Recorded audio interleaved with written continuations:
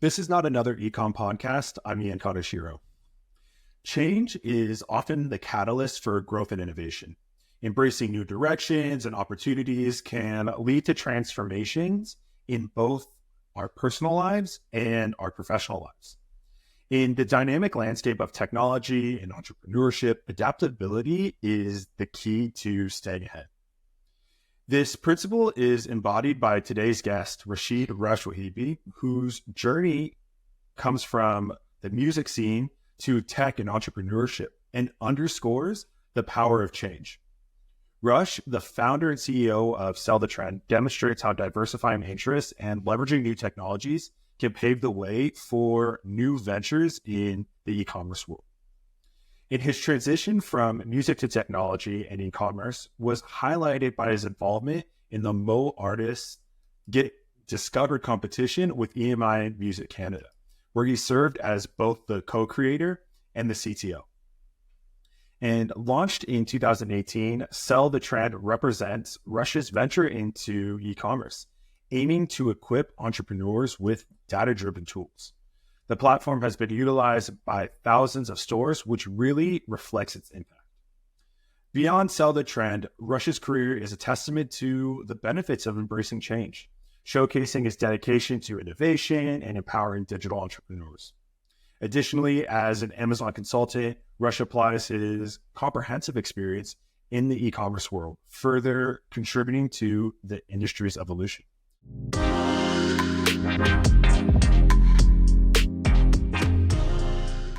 So, Rush, thank you so much for being here today. Thank you so much for inviting me, and thank you for everyone that's taking a little piece of their day to listen to us yammer about. So, thank you. Yeah, and Rush, we spoke a bit before we clicked record, and we spoke that you have quite the resume. And I'd love to kind of get a little bit more context about your background and that transition from the music scene into tech. Sure. So I look at myself really at the base of this, whatever kind of business or venture I'm into, ultimately as a producer, right? So, when I was doing music, I was a music producer, right? I was creating something for an audience, so to speak, right? And, doing that, allowed me, obviously, some cool experiences and some things that I really wanted to accomplish. And then moving on to technology, I see it's the exact same thing. I'm still producing something. In this case, I'm producing Sell the Trend, as the founder and the CEO of Sell the Trend. I'm producing an application that thousands of people are using and finding success with, much the same way when I was doing music, I was producing music that people enjoy and feel like it's enriching their lives. So, even though it really sounds like these are completely different worlds where, one is music and one is technology and platforms, really at the core of it, it's really the same passion for me, whether it was producing music or producing an application. And really the crossover couldn't have been easier. Yeah, I guess at the end of the day, a product is a product is a product, right? There's probably, in terms of business, there's all these things that you have the similar functions that you need to do when you are producing something or you're developing a technology. You have an ideation phase, you have a phase of, actually creating whatever the tangible product or intangible product is. And then you got to refine. And then once you get good at it, you're like, all right, now we got to make these into a process. And these things really translate across both businesses. I guess my question is, I'd love to hear a little bit about that thought process. Why e-commerce? Why the Amazon space? So, that entrepreneurial spirit has always been something that was with me. If you're talking about, music production, you're doing it, there's no really safety net. There's no, how can I say, there's, like in anything, you need to kind of figure it out yourself, right? So there's that figure it outness has always been something that, I excelled into to a certain extent, figuring out something. Same thing with any kind of business. Let's say you're running an e-commerce store, sometimes you feel like, it's like a one-click easy, anybody can do it. It's super simple. Like, I think we're talking a bit earlier about, the Lamborghini dreams and all those kind of things. It feels like it's almost like, you're going to wake up one day, you're going to open up your store and, you're going to be a multimillionaire. And even though that does happen, maybe not one day, maybe a few days, that does happen. You find that winning product, it really explodes. People on Amazon, they're lapping it up. You really hit that perfect pricing strategy and it explodes. It can happen. But to a lot of people, it's like anything, it's a business, right? So you got to spend time on it. You got to, talking about ideation, you got to think of the product. What are you going to be selling? You got to really treat it as a business. And all that stuff really involves work and dedication, right? To really excel in any kind of business, whether it's e-commerce, whether it's music, whether it's whatever, really it requires that never give up attitude and that consistency and that belief in oneself, right? So all those things, not everybody's going to have all of those things immediately, right? But it's a growth process and it's a journey and it's an experience, but it's definitely accomplishable by millions of people. It's going to be accomplished by millions of people more. And we have even people on Sell the Trend, thousands of people on Sell the Trend that are accomplishing these kind of dreams. So it's definitely something that, requires dedication and effort. Yeah, that's actually a really interesting point, because, and I guess it could be the Amazon world, it could be music, it could be sports. We often, especially in the world of, media and social media, we see that end result. You turn on ESPN and you see LeBron and NBA players and Major League Baseball players, and you're like, that's the dream. And I think when you're a kid growing up, it's a really obvious thing that you're like, oh, you work hard, you go to practice, and then you make it to the league. But then on the flip side of that, I guess sports might be a little bit different, but in business or in music, you don't always see that buildup, right? When you were talking, and I know that your background was in the production of like discovering, people in music and competition and stuff like that. I watched earlier this year that it was a Netflix series, Hustle and Flow, right? Whereas I think it was like T.I. and Cardi B and Chance the Rapper, and they're trying to discover the next rappers by going to, different cities and picking people from each city. And the thing that I always thought about, I'm like, oh, how lucky are you to, be able to go on that TV show and perform? But number one, there is that luck aspect. But the thing that we're not talking about, and I think the point that I'm trying to make, is that what you don't see is you don't see the hours and the grind of these people in the competition beforehand. They might make it onto Hustle and Flow and then, start to blow up on social media and then actually have a shot at the game, right? But what you don't see is you don't see the grind of them, making mixtapes and trying to knock on doors and, getting better and, getting feedback and really, honing their craft. And I think that can be said about the Amazon space as well. It's like, we see Lamborghinis, but what we're not talking about all the time is the grind. And the grind is not sexy, sucks, but it's like, okay. And it's everyone, most people are going through that at one point or another. You don't have that overnight sensation necessarily. The thing with this was, just to kind of piggyback on what you were saying, I think initially you have to have that dream, right? Without dreaming, really nothing can be accomplished, right? You got to have that vision for yourself and saying, hey, I can get that, going back to the Lamborghini, I can get that Lamborghini, I can get that big house, or I can replace my terrible job with something that I love or something that's better, that's something I can maybe do from home. You got to have that vision, you got to have that belief, and you got to have that dream. Without that, you can't really start, right? Mm-hmm. And then the second thing is you have to get, speaking of the game analogy, you have to get on the sidelines first before you can get in the game, right? So you have to make that choice to even be on the sidelines. You can't be in the stands watching people accomplish some of these things. You can't be in the stands. You got to be right there. You got to be ready to get into the game. And then you got to jump in the game, right? Like, I think, I know some of these things can be kind of trite, like, the fear of failure and all these things that hold people back. It's so true. Like the fear of like, oh, I'm not good enough. I can't do it. It's hard. Yes, absolutely. It's hard. Maybe, you have to learn, you have to sweat a little bit, but the result is all the things that you always wanted in your life, right? So with tools like yours, Ian, and tools like Sell the Trend, we're making it easier for people. So that hard part is not so hard, right? That's the whole idea. That's the whole idea of our tools, right? Is that we're trying to make it easier for people to achieve some of these things without some of the grindy elements of that. And that's really where, like, obviously where we're playing a part in that entire ecosystem of e-commerce, right? So yes, you have to have that dream. You have to get in there. You have to do it. You have to jump in. And then you have to use whatever tools at your disposal to make that happen, right? So we are in a world of technology. We are in the era of AI. We are in that era where, I know for your tool with pricing and everything like that, like you're making things easier for people, right? And the same thing with Sell the Trend. We have like all these AI components that allow you to write product descriptions easier and find, reviews for your products easier and find winning products and all those kind of things. So we are making it easier, but ultimately you have to make that jump. you have to make that effort. You have to get in the game before you can achieve anything, and then use all the support, the communities and all the support that you can find in order to achieve your goals.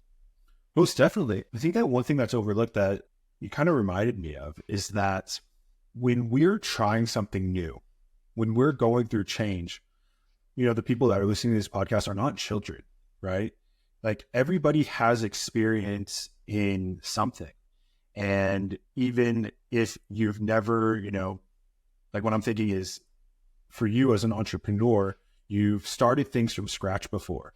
And the first time you start something from scratch is way different from the second, third, fourth time you start something from scratch. And even if you've never done it, if you have, as you're growing up, you're going to school, you might have had a job, maybe you're playing a sport, or you are a musician or have some kind of interpersonal skills that you can leverage. Like that is all relevant experience, especially when you're trying to do your own thing. We're talking about the ability to leverage new ideas or to leverage technologies in order to get where we're going, but we also need to leverage that experience. And use those technologies to fill the gap.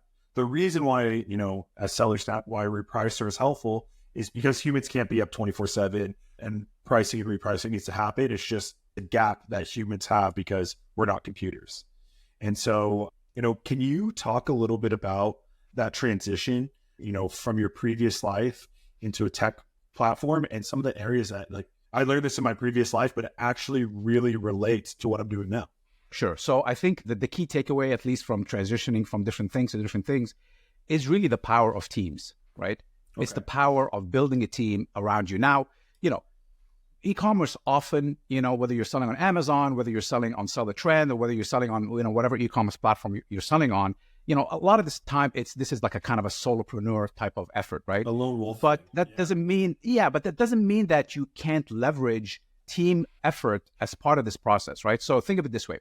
They say no person is an island, right? Like, yeah, it's so true, right? Like nobody can do anything. If you look at any really super successful anything in the world, there's always a team involved. I mean, sometimes you don't see it. LeBron, speaking of LeBron, there's a team involved there. He did not achieve those things on his own. There's coaches, there's teammates, there's support, there's family. That's your team, right? So it doesn't have to be employees. You've hired, 5 people to your company or 10 people or 20 or whatever. The power of teams and support cannot be understated, right? So, whether you're literally just hiring a VA to help you, manage your store or answer support calls, or whether you've grown your business where you have, people doing your marketing for you or any of these kind of things, the power of teams cannot really be understated. And you have to use that kind of support anywhere you can, because this business is like any business, it requires effort. And it's, some people find it easier than others. Some people find it super difficult. But in order to really succeed, you need to have that team around you, whether you are, going to forums and Discord and news groups and Facebook or whatever, communities you want to join to find that support. It's super important in order to make it through some of these maybe bumpier times where you think like, there's no way, this is not going to happen. This is too difficult. Oh, it's a scam. Nobody can do this. To get over those humps, it's super important to have a team. And then obviously, as you build your business, to grow an actual team maybe that is working for you eventually. That is something that took me a long time to learn. I'm kind of like a lone wolf type of mentality originally, where I feel like, I'm going to do everything. When I first started Sell the Trend, I actually coded the entire application myself. I did all the marketing. Went to the news groups myself, went to the Facebooks myself, did all of these things myself originally. And that's how I kind of, I've always wanted to kind of do everything, because I wanted control of everything, right? But as you grow something, you realize that the only way to grow is to actually build a team, right? That's the only real way for growth. And the same thing with, like I said, any kind of e-commerce business, whether you're starting your first store and your team is your family, you know what I'm saying? That's your support structure. And eventually you hire maybe a VA and then you start building it up. It's super important to have that support structure. Totally. I think that one of the things that, we don't talk about a ton is that when we're building teams, there's more than one way to have that strategy, right? The first way is try to take things off your plate that you could pay somebody else to do when you have higher value to contribute. So in your case, when you're saying like, I'm also going into Facebook groups and writing messages and stuff like that, that might be something that you can easily, train someone to do, and they can take that off your plate, giving you more time for the things that you do well, right? The flip side of that, this is what I was thinking when we were talking about the LeBron analogy, is that there's also this idea of bringing in, experts into your circle, right? And you like, it's expensive to bring in experts, but you also want to bring them in at the right time. Like when we're talking about LeBron's team, I thought we were going into a deeper conversation of, you have coaches and you have the family supporting you and things like that. But that like these NBA teams and many of these players have, personal chefs who, have background in nutrition. And for me, that's it's like a niche market that these chefs are, stepping into, but it's something that's really needed. When your job is to, play basketball, you're not going to learn about how, different foods affect your body, your performance. And then also, once you know that, then going home after practice and cooking that same food in the right way to have the optimal performance is another task that, essentially you have an expert that can do it for you. And so I think that can translate to these, when we're building businesses, about when is the right time to, first of all, how to identify these places where I can probably need an expert versus using my own ability and my own learning capabilities, versus let's just go bring somebody on the team who can understand the vision and execute this thing that they're really good at. And so can you talk about a little bit how that's been for you? Sure. So go back to my, example of Seller Trend. I could have hired somebody originally to, do some of these social media stuff like that. But I think one of the most important parts of any of these things is that you really have to do the things yourself in the beginning to see how you want things done, right? Mm-hmm. Like it's important to first realize two things. A, you need to do some of these roles so you can kind of see like, hey, this is how I want to represent my business, right? My store, whatever it is, right? So that's important. You have to do that initially. And then you also have to look at yourself in the mirror and say, hey, what am I really good at, right? Like, what am I actually can excel in? And what are the things that I suck at, right? Like, you have to be honest with yourself. I think sometimes we weave stories into our head saying, oh, I'm an excellent salesman, like I'm amazing. Like I can, sell anything. And reality is, you're okay. Maybe you're okay. Maybe you're not really good at marketing. Maybe making TikToks, not your thing. You're not really that good at it. Like you've made 100 already. None of them went viral. Maybe the problem is not the product. Maybe the problem is you, right? Maybe you're just not good at that stuff, right? So it's important to really have a hard look at yourself and figure out, okay, I'm excellent at picking products, right? I know exactly what products I want to add to my business. I want to add to my store, but I'm really bad at, going back to your example, like pricing, let me get an app for pricing, right? So, what I'm saying? So I'm really good at certain things. I'm not really good at certain things, and then hire for those things. And again, hiring sounds like, oh, I got to pay somebody, $100,000 a year to do this job. You don't have to, right? There's ways that you can hire people now with the world at your disposal. You can hire people from around the world and you don't have to pay that premium. Or again, maybe somebody in your family that you can hire that is really good at certain things that you're not good at. So I think it's two things, like I said. First, you have to know exactly how you want things done. You have to then look at yourself and say, hey, I'm only good at these things. I'm really bad at these things, or I can be better at these things, or maybe I should get somebody who's super good at some of these things, and then hire appropriately or bring people into your team appropriately that can fill in those holes for you. Yeah, super interesting. Going back to, one of the things you said a bit earlier on, getting your hands dirty in a bunch of different sections of the business is a great way to understand, how you like things done and what you want to do. And that's essentially, how you start to build, like a mission and vision for your business. And, sometimes, and especially in the e-commerce space, we're like, what is my mission? What is my vision of being an Amazon seller? Well, the bottom line is like, maybe it's to make money. I just want to make money.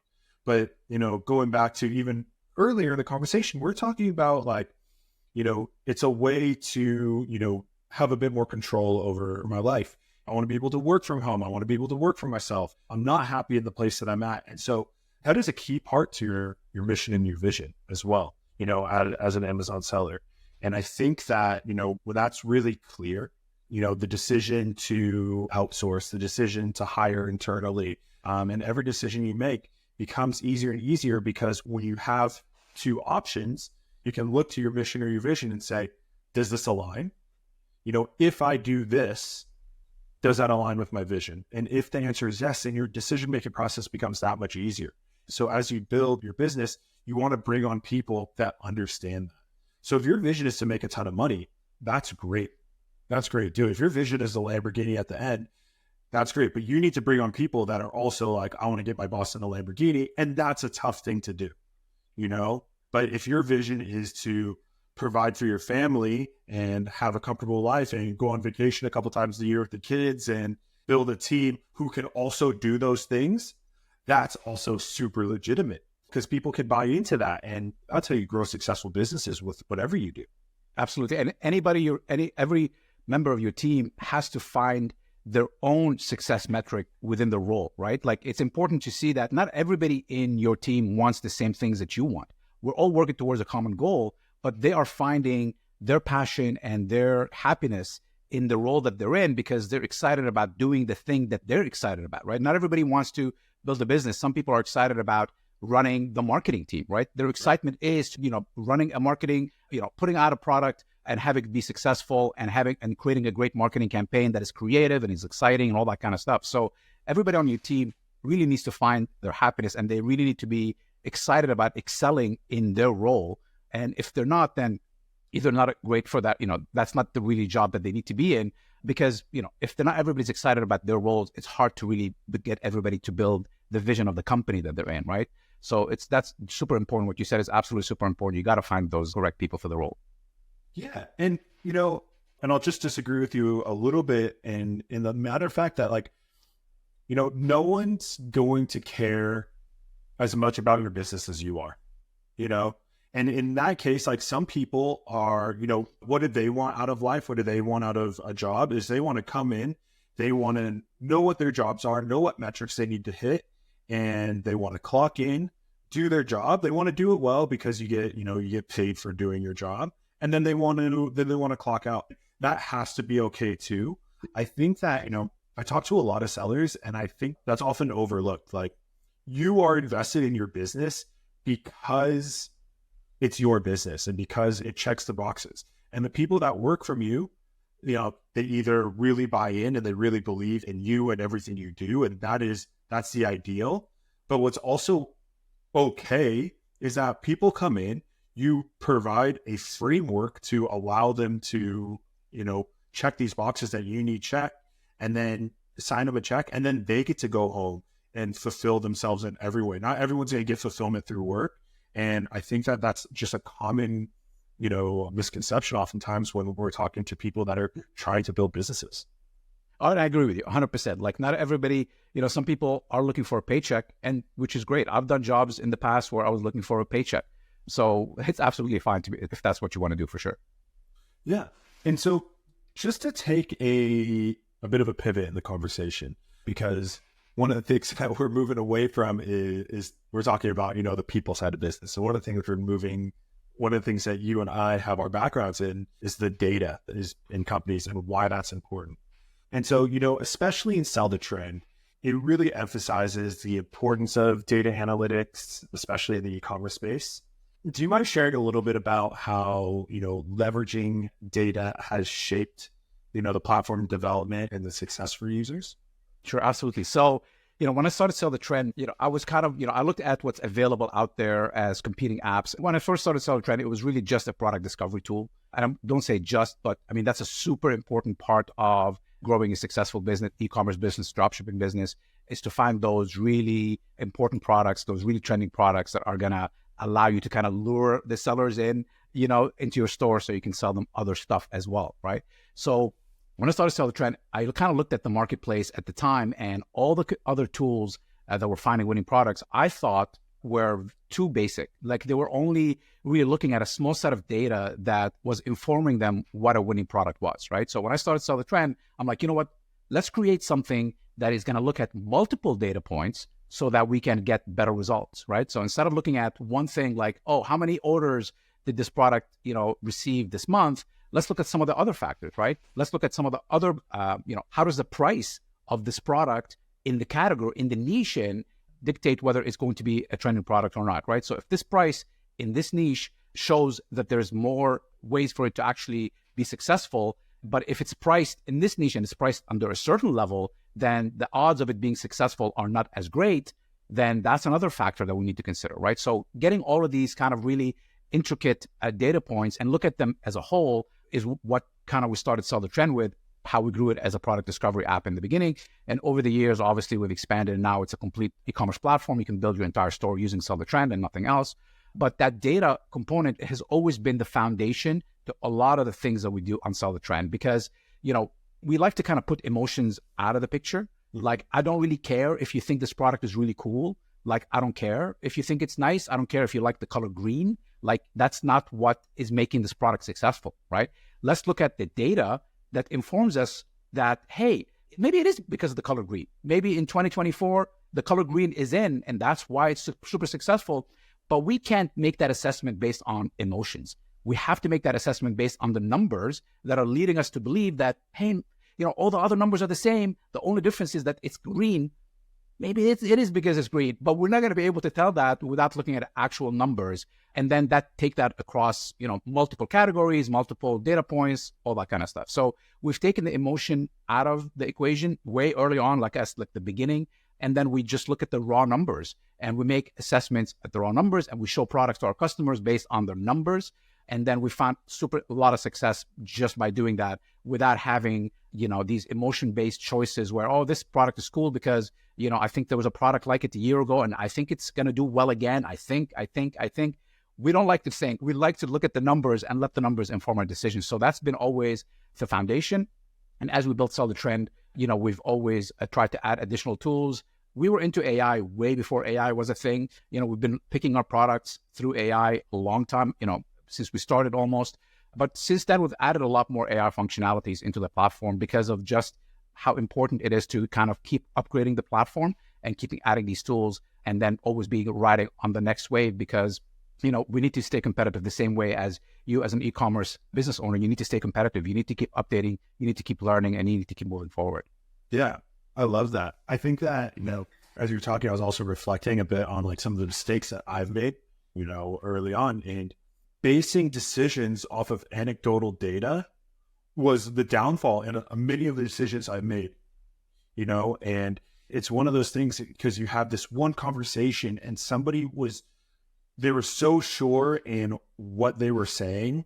And that could be that you should do this to your product, or this is going to be the future, or whatever it is. And you're like, yeah, I believe you. And then you go back and you're having a conversation with your team, or you're having a conversation with yourself, and you're like, what decision am I going to make? Well, this person said that. And, going based off of anecdotal data can really not work out sometimes. But also there's something to be said about, reading in between the lines, right? But the thing in 2024 is that data is so prevalent, and there's so many ways to view data and flip it on its head to answer important questions. It's a shame not to use it. And so the next question for you is like, with so many data points, where do I start? How do I know when, maybe one data point isn't enough, maybe 2 and 3 is just right, but I have 100 of them. How do I choose? How do I manipulate? Because really, you can use data points to really make any point that you want.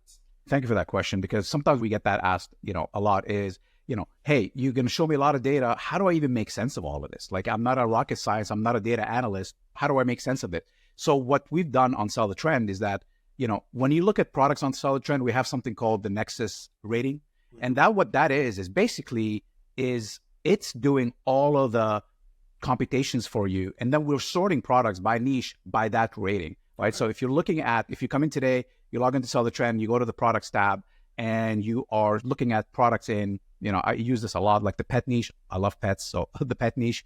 And then you're sorting it by the Nexus rating, which is what's the default is. You're already getting the best products at the top all the way to the bottom, right? So then you can click on that product, and then you can get all that data that we're talking about. You can look at the sales, and you can look at which countries it's popular in, and all that kind of stuff. But you really don't need to if you don't want to, right? You're already going to get that information just by the way the application is, right? So you don't really need to do all that kind of stuff. I mean, you can engage some filters if you're looking for particular priced items or products that are popular in, certain country, Brazil or the USA or whatever. So you can engage some of those filters, but you don't really have to. If you're just looking to stock your store with a variety of different products, or a variety of different products in a particular niche, whether it's cooking, whatever it is, you don't really need to look at all that kind of stuff. And even if you open that data window, which shows you all the data, we even have a section called the product insights, where it will tell you in plain English what the data means, right? It'll tell you, hey, this product has had X amount of sales, so it's really popping right now. Or this product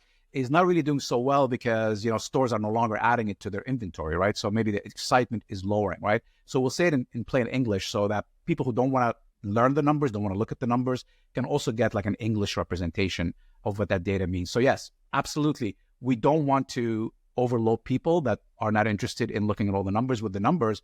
We want to make it easy for people, and that's what it is. So we have the best of both worlds. If you want to look at the numbers, go right ahead. But if you don't, you just want to give me the products.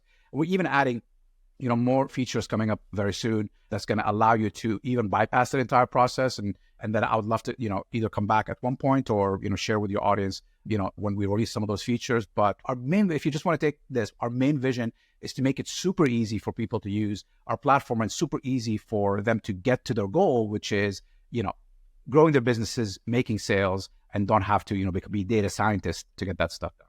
Yeah. And so the point being that, if you're not into numbers and you're not into data and you don't know where to start, this was going back to our previous conversation, there are tools out there that will allow you to do that. And so there's tools, there's people, many companies, and I'm sure Sell the Trend and even Seller Snap, we hire data analysts in order to help us help our customers. And, even we work with some of the largest Amazon sellers on the planet, and they have data analysts who are crunching the numbers that we've already crunched, right? And it's like this endless level of analysts crunching numbers from analysts who are crunching numbers. It just like goes on and on and on.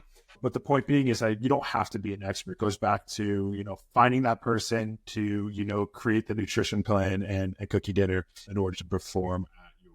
It's 2024, right? Like this is now. This is the time when we've kind of like created like almost like a cheat code, with some of these capabilities that we have. You should be able to use these tools at your disposal to eliminate a lot of the grind that used to happen, 5 years ago, even 3 years ago. You don't have to do that now. This is such an optimal time to get into e-commerce and build your business. This is such an optimal time because a lot of the grindy stuff has really been removed from the equation, right? Most of our apps, remove a lot of the grind from all this kind of stuff. So this is such a glorious time to be involved in e-commerce, especially for people who are, not technical. They don't have a lot of the things that you need to crunch numbers back in the day in order to succeed and to take a leapfrog some of the competition. So I agree with you 100%. This is such a good time to get into this. Yeah, most definitely. It's not too late to get into the e-commerce. That's the bottom line. The market just keeps expanding. People want to stay home and shop. Yeah. People do not want to leave the house. We've seen that, with the whole thing. Like, it's just, people will always look for the easy option. And just it's human nature, right? We have so many other things to worry about, in life, so many things to take care of. If you find an easy option in anything, you want to go there, right? So whatever it is, right? So absolutely, this is such a time. Oh yeah. I mean, even me personally, like I haven't stepped inside a grocery. I probably stepped inside a grocery store twice this year, maybe, because, we plan our groceries, over the weekend. We order it to come at the beginning of the week. It helps us budget. It saves us the time from walking through the store. And then I hate standing in line at the grocery store now. I've been twice. It's the worst thing ever. And I think that, my folks think I'm crazy because I don't like going, but I'm in it. We're in the post-COVID generation, You're not crazy. It's the post-COVID generation. You're not crazy. It's called adapt or die, right? Yeah. I mean, that's the reality is you got to keep moving forward.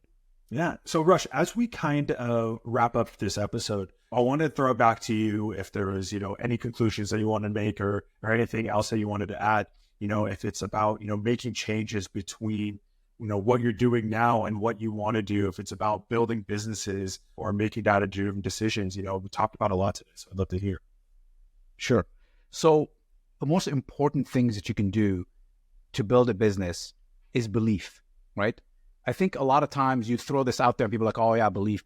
Yeah, whatever. Like, what is the tool that I need to use? Or what is the hack? Who's going to, without belief, you can't accomplish anything, right? Because there will be challenges. And if your belief in yourself and in what you've decided to do is weak, you will quit, right? Like it's easier to quit when you don't have that belief, right? So it's important to have that belief that A, you're not stupid. B, there's people that are much stupider than you that have achieved a lot more than you. So there's nothing stopping you, right? The only thing that would ever stop anybody is themselves, right? Even some of the greatest minds out there, you can probably sit in a room with them and talk to them, and they're not going to blow you away, because what they have is they believe in their capabilities and in their weaknesses, and they've worked around that, right? They've worked around some of these things. So, you sound preachy, but I'm not trying to at all. But I know the power of belief has helped me in my journey in anything that I've done. And I know I've seen it every day in our customers and our communities where, believing that other people have achieved this and you can achieve it too is super powerful and it's super doable for everybody. Yeah, I will hardly agree. If we want to reframe that idea, it's also, it's about confidence, having confidence in yourself. Sure. It's the same thing. Belief, confidence, absolutely. Yeah. It's all the same thing. Whether it's from, the music scene to e-commerce to sports, we've talked about it all today. The grind is a grind. And that's the part that we don't see from the people that we might see on TV or on social media or anything like that. So Rush, I wanted to thank you so much for being here and, sharing your awesome story from the music world to the tech scene and e-commerce. It's been a pleasure. Thank you so much. Thank you again for inviting me, Ian. And thank you again to everybody that's watched this for spending some time with us. And, to our audience who have stayed this long, thank you again for listening to Not Another eComm podcast. It's been an absolute pleasure talking to Rush about the tech world, about the music scene, and what it means to, build a business and set our missions and visions and really try to believe. So until we catch you next time, this was Not Another eComm